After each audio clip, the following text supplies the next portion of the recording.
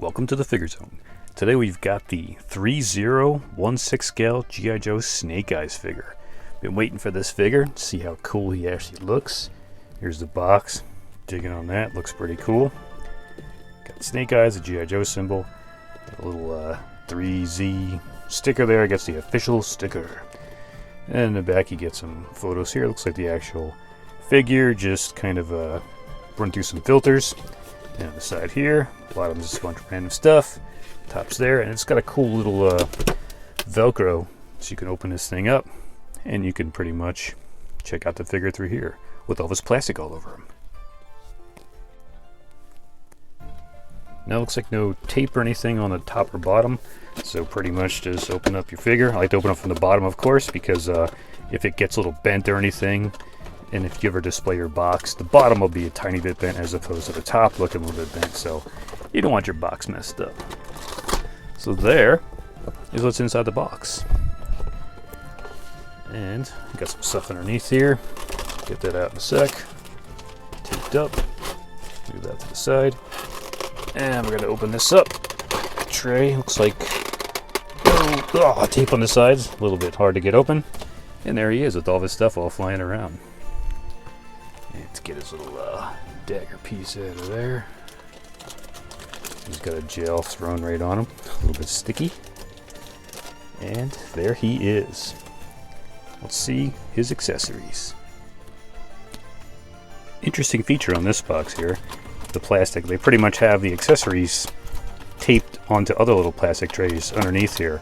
That's pretty cool. It saves space and it saves box space, so we don't have a huge hunkin' box. Let's get to those accessories. This is something interesting I've never seen done yet with a bunch of figures. So the hands come in like an individual baggie as opposed to like a plastic clamshell. And you got to take each individual hand out, which is interesting. And also the stun and the smoke grenades are each in like a little individual baggie here attached to this one big bag. Interesting. Never seen that done before. Let's get those out of there. Free them. And because this is a brand new figure from Threezero with their first G.I. Joes, definitely check out the instruction manual. It just shows you how to put on the harness that holds the swords, where the grenades go, how exactly the pouches go, which you can, shuffle them around a little bit. Hidden blade, where the pistol goes, where the knife goes, so definitely check that out. First off here, we got the harness. And this looks pretty cool. Swords go in there, just straight swords. Pop in. Good to go. And it feels like a hardish kind of plastic. It's a little bit malleable, so you don't have to worry about breaking it over time. And it's not like a leather strap, so it shouldn't do any kind of damage to the figure. On the body right now, you've got some relaxed hands, so you get a couple good pairs of hands with this guy too. You get some fisted hands here. They look pretty cool. They have some armor going on there on the hands, protecting it all the way up to the finger parts right here on the knuckles. And then you get two trigger hands, which is nice because you want Snake Eyes to be able to shoot the gun from any hand, not just limited to one. So again, these look nice. You can see in this one even better how the armor pieces protect the hands and the top of the knuckles right there, and even in the inside too. Very cool. And over here you got some sword holding hands. It's always nice when you get specific hands. You don't have to sit there and figure out which one is which and try to squeeze it in there and risk breaking your figure. And you also got some wrist pegs, just in case you break them. Nice to have wrist pegs. Now you get 3 smoke grenades and 3 stun grenades. And these look pretty nice. There's some detail going on. There's actually some weathering happening on there. And it looks pretty cool. These look pretty nice. And those are going to clip on. And you got 3 stun grenades over here. Same thing, these just clip on. They all have some weathering going on, some dry brushing. You got some silver, some spots where you'd see some rub going on. Very cool, I like that. Here's his hidden dagger piece, which is going to stick in his arm gauntlet. And looks pretty cool. Again, it's plastic, a little sharp. But this is going to pop that in there. Here's his knife. And that looks pretty sweet. It's got some little weathering going on there too on part of the blade. Looks pretty cool. Again, plastic, but it's pretty sturdy plastic too, which is cool. It doesn't look like you're going to break it in half or anything. And his swords. These look cool. These are plastic. You can see the bend going on right there. They look nice. They look like they're actually metal. They did a good job of making these things look really nice. And it's a cool little hilt going on there too with this guard. Very cool. No Rashikage symbol on there, which is kind of a bummer. I was hoping they'd have on the sword like the Hot Toys does, I believe. And you got the long handle there. Very nice. Same with the other sword. No differences there. Looks really nice. Digging on it. No Arashikage symbol. Kind of a bummer. Looks kind of like it's sort of something there, but I think it's just part of the design there. So, very nice. Over here, we got his Beretta M9 pistol. It's got some cool little weathering too. Right in the spots where you'd probably get some. Right on the trigger guard. And over here too, which is pretty nice. I believe the slide works on this thing. It's supposed to work on mine. There it goes. Just a little bit stiff when you first get the things. So you're going to have it look like he's shooting mid-shot there. And I believe the magazine comes out also. Get that magazine out. Which is usually when you first get these things, they're pretty tight like a tiger. And you have to get this thing out. You can get it out. Or maybe... Broke a fingernail piece I had going on here. Wow, these are a little bit tight. There's no like press the button and it, pops out. So we know it comes out. We're just going to yeah, cool. Okay, here's his signature Uzi. You gotta have Snake Eyes with his Uzi. And it's got some cool weathering going on there too. It looks pretty awesome. I believe the stock folds. Oh, this is a tight stock also. Be careful moving this thing. If you pull from here, you might snippety snap in half. You don't want that. Then you got the stock right here. I always found it funny that Snake Eyes was given an Uzi. Uzi's pretty much like the spray and pray gun. And Snake Eyes is more a precision guy.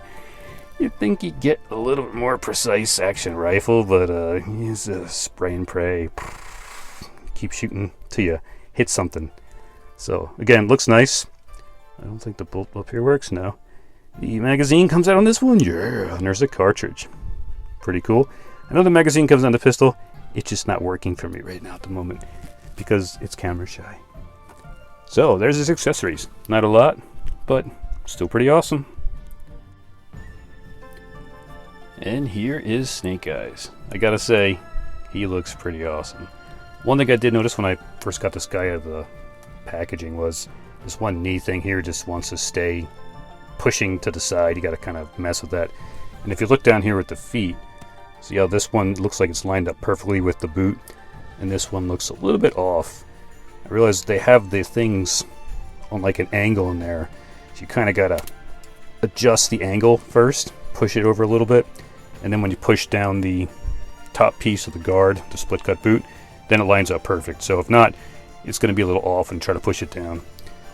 But yeah, this looks really cool. He feels like a sturdy good figure too, which is nice. He's got so many different types of materials going on with the outfit too. The visor looks really nice. Great attention to detail there. Very cool. Here's his back, and he's got all the pouches here. They move around a little bit too, which is pretty cool. I don't know if they come off. I wouldn't try to take them off. They may, but they may not be easy to get back on. So it's got like almost a rubbery feel with plastic mixed up with like mesh. And the pants are almost like a tactical feel kind of pants going on there. Lots of straps. Got some cool stuff on his wrists here that move around. Got these little arm guards. There's his Arashikage symbol, which is nice. And yeah, he looks really nice. This is cool too. These little knee guards. He's definitely armored up. And of course, the split cut boot designs, you can pretty much go fracking crazy with your posing. Yeah, very nice. And things can be moved around a little bit too, which is cool. So you can reposition them after you do something. If you move the hand around, you can reposition the forearm guard. So very cool, very nice. I was hoping this guy would be really cool, and he seems pretty awesome so far. What I did notice is when the head came out, he's a little bit of a wrinkle up there. But I gotta pop the head off in a minute to try to get the attached piece on here, his little harness piece. So maybe that wrinkle will go away. If not, really no big deal. Looks a little wrinkly when he got his arms super closed like that, so eventually we'll just open him up a little bit and kind of adjust that stuff, move it around a little bit. Might look a bit better too. No one's gonna have their snake eyes all smashed down like this anyway. You're gonna have him posed up pretty well because he's a fracking ninja. You want ninjas posed. Yeah, very nice. These are like a hard plastic, so they're not adjustable. They're pretty much fixed on there, and you can move it around, but there's no adjustable straps on here. And same thing with these two, it's just a piece of plastic on the back. Treads look really nice too, and then you got the Threezero logo too. These look pretty cool. Nice bottoms. It's a cool design there for the feet too. Not quite a Tabi boot, which you'd think he'd maybe get one, but they add a little bit different stuff to it. Overall, yeah, this is really cool. I'm totally digging this, and I'm looking forward to the Dead Game version with the red, and also the Storm Shadow, and I hope this guy sells well because I would like to see them make more of this guy. Now I want to do this on camera to see how easy it is, because I like doing everything on the camera as much as possible, so if something does mess up, you know it might happen to everybody else, and if I break something, you know what not to do. Head comes off pretty easy. It's got the, it's got to be careful this fabric when you put it back on.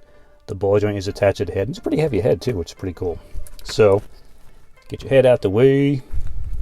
This thing comes up. It's going to go through the arm. Over top here. And it's going to come down. He's got some little pouches on there too. So, let's get the head back on. Get a little better angle here.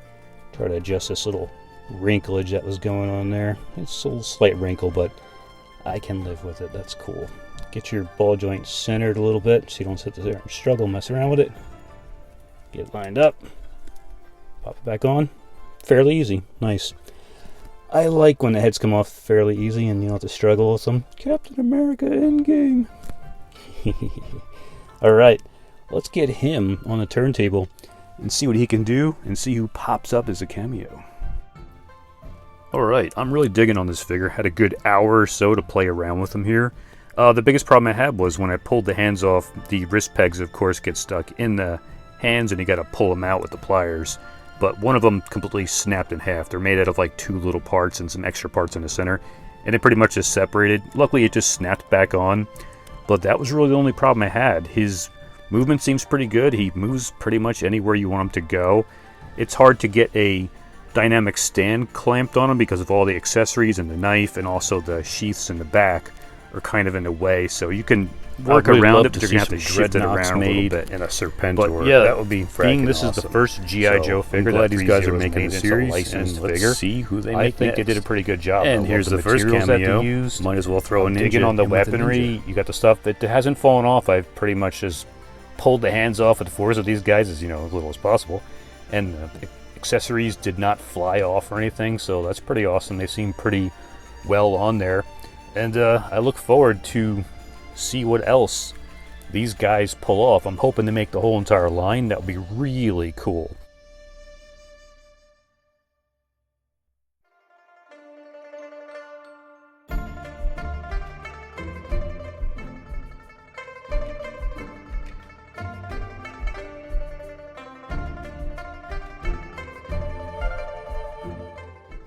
And what looks pretty cool for a display, if you have the original Sideshow Commando Snake Eyes release, you got a Timber with multiple heads. So he looks pretty awesome. You don't want to display him with your Snake Eyes? Display him with your Jon Snow figure. Look kind of cool. Alright, thanks so much for watching. Please hit that subscribe button, it helps out my channel big time. Hit that like button if you're enjoying the video. Share with your G.I. Joe friends. If you want to be notified when another one of my videos goes live, hit that bell notification. And remember, knowing is half the battle.